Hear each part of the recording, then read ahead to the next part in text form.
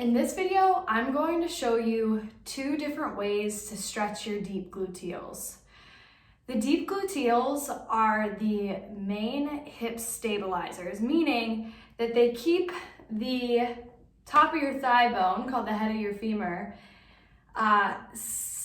in contact and centered in the cup called the acetabulum. That together is called your hip joint. The first stretch is called the figure 4 stretch. And actually, I'm going to show you 2 different variations of stretch number 1. The first is laying on your back.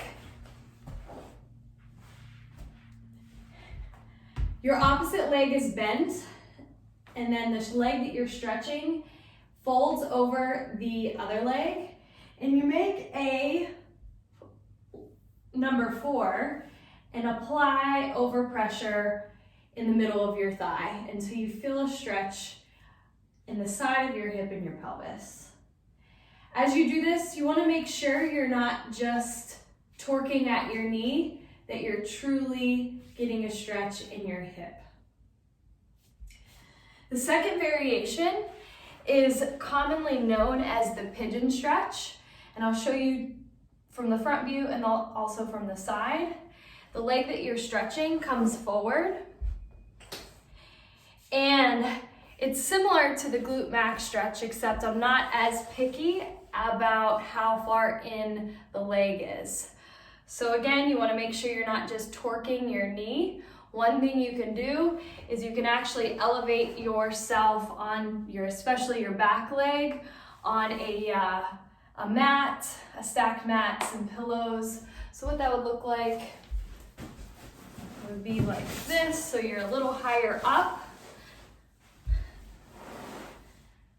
That would be equivalent to using a yoga block for other stretches, say if you're in class. Here's another view of the figure 4 stretch, like this. And if you're looking for something deeper, you fold forward like this. If you want to enhance this stretch even further, you can add a hip flexor stretch to the back. So if you're here, you would grab the back leg. That is an advanced option. The next stretch I'm going to show you is very different, and it stretches just different deep hip rotators. And here, I'm going to show you 2 different variations. One, you're going to be sitting. What you're going to do is you're going to turn your hip inward, and you should feel this kind of in your groin and in your butt. And then you do the same thing on the other side. For this one, again, you want to be careful that you're not torquing your knee.